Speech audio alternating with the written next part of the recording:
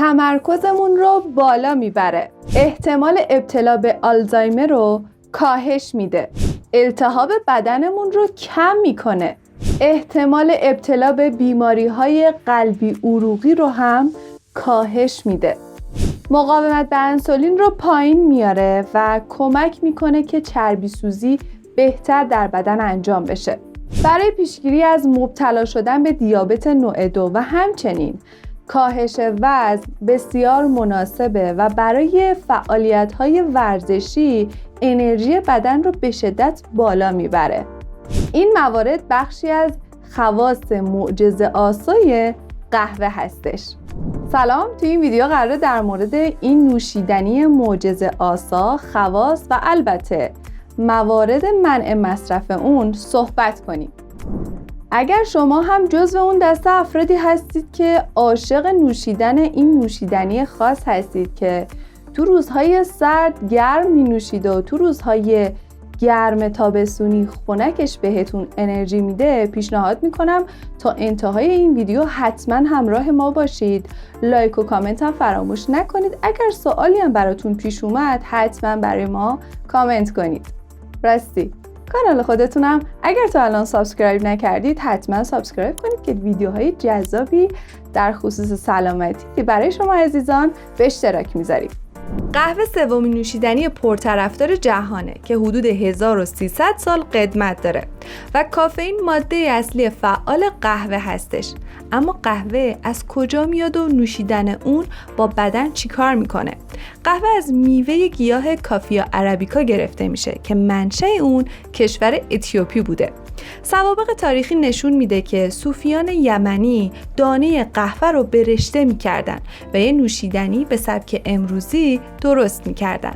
در قرن 15 اولین قهوه خانه ها در امپراتوری عثمانی ظاهر شده و در قرنهای بعد به اروپا هم گسترش پیدا کرده. در حال حاضر حدود 2 میلیارد فنجون قهوه در روز در کل جهان مصرف میشه و جالبه که بدونید کشور فنلاند کشوری هستش که بیشترین میزان قهوه رو در جهان مصرف میکنه که سرانه مصرف قهوه برای هر فرد در این کشور حدود 12 کیلوگرم در ساله. حالا نحوه تاثیر قهوه بر بدن چطوره؟ بعد از ورود کافئین به دستگاه گوارش، این ماده از طریق روده جذب جریان خون میشه. اما تاثیر قهوه زمانی فرا میرسه که کافئین به سیستم اعصاب میرسه.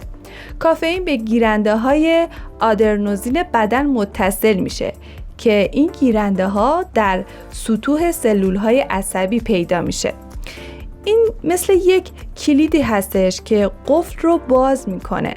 آدرنوزین سیستم اعصاب رو آروم میکنه و در نتیجه باعث کاهش ضربان قلب و ایجاد حالت خواب‌آلودگی و رخوت میشه. کافئین با مسدود کردن این گیرنده ها اثر معکوس رو ایجاد میکنه. مثلا ممکنه فشار خون شما اندک افزایش پیدا کنه. کافئین محرک مغزه و گرسنگی رو کاهش میده و کمک میکنه تا هوشیارتر بشیم و برای مدت طولانی تری تمرکز کنیم. کافئین میتونه احساس مثبتی بر خلق شما هم داشته باشه و خستگی رو تا حدود زیادی مهار کنه. بسیاری از ورزشکاران از کافئین به عنوان مکمل نیروبخش استفاده میکنن. اثر کافئین میتونه بین 15 دقیقه تا 2 ساعت دوام داشته باشه و بدن بعد از 5 تا 10 ساعت اون رو دفع میکنه.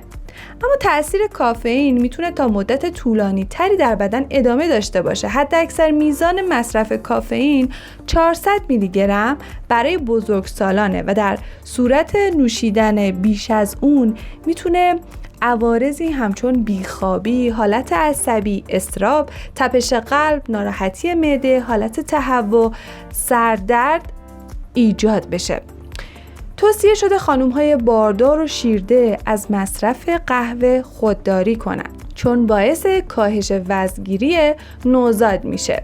همچنین افرادی که مشکلات گوارشی دارن و اسید معده اونها زیاده و کسانی که خشکی پوست، اگزما، خشکی چشم و خشکی مفصل و آرتروز دارن توصیه میشه از مصرف قهوه خودداری کنن.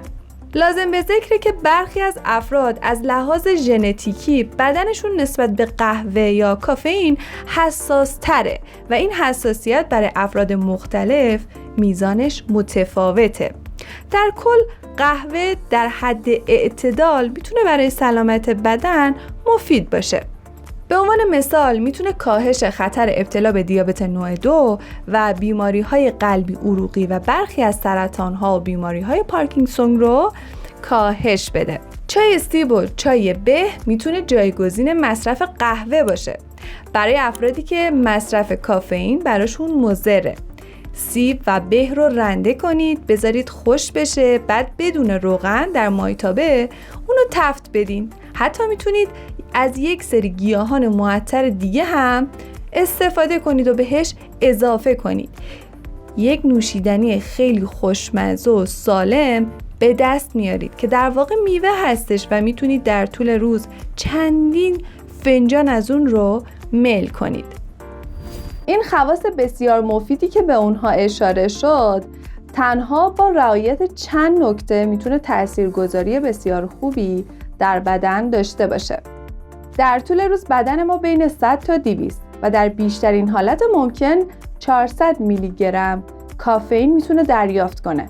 اگر بیش از این مقدار مصرف بشه میتونه عوارض بسیار خطرناک و جدی رو به همراه داشته باشه. یک فنجان قهوه اسپرسو 150 میلی گرم کافئین داره. البته مهمه که چه نوع قهوه‌ای رو استفاده کنید. قهوه ها کافئین متفاوتی دارن. حتما باید به این نکته توجه کنید که چه نوع قهوه‌ای میخورید و این قهوه‌ای که میخورید چه مقدار کافئین به بدن شما میرسونه.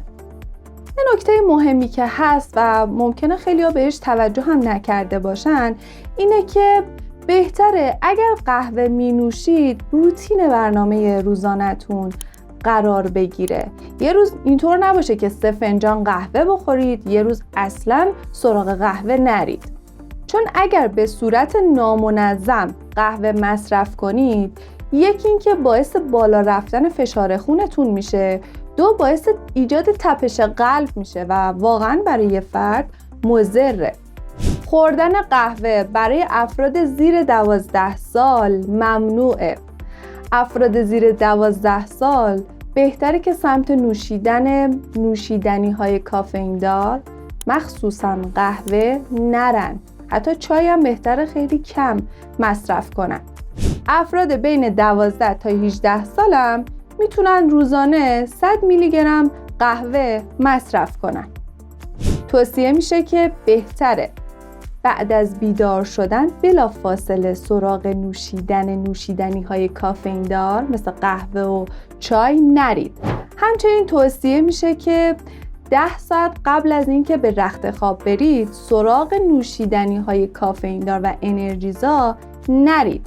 مثلا فردی که ساعت 12 شب به رخت خواب میره حد اکثر میتونه تا 2-2:30 بعد از ظهر قهوه مصرف کنه، چرا که اگر بعد از اون ساعت قهوه مصرف کنه باعث میشه که خواب عمیقی رو تجربه نکنه و دچار بیخوابی بشه و اگر فرد خواب خوبی رو تجربه نکنه به مرور زمان باعث اختلال در چربی سوزی میشه و حتی ممکنه روی مغز اون فرد تأثیر بذاره و دچار آلزایمر بشه. مقاومت بدن به انسولین رو هم بالا میبره و اینکه فرد ممکنه حتی دچار اضافه وزن هم بشه. در مورد خواب و تاثیر اون بر دیابت هم قبلا ما یه ویدیو تهیه کردیم که تو کانال هستش. اگر تا الان ندیدید حتما توصیه میکنم که این ویدیو رو هم برید ببینید. با گذشت زمان اگر به طور منظم و به مقدار درست کافئین مصرف بشه، قهوه مصرف کنیم، این باعث میشه که دوپامین در بدن ما افزایش پیدا کنه. دوپامین باعث میشه که انسان حس خوب، سرزندگی و تمرکز بسیار بالایی رو تجربه کنه.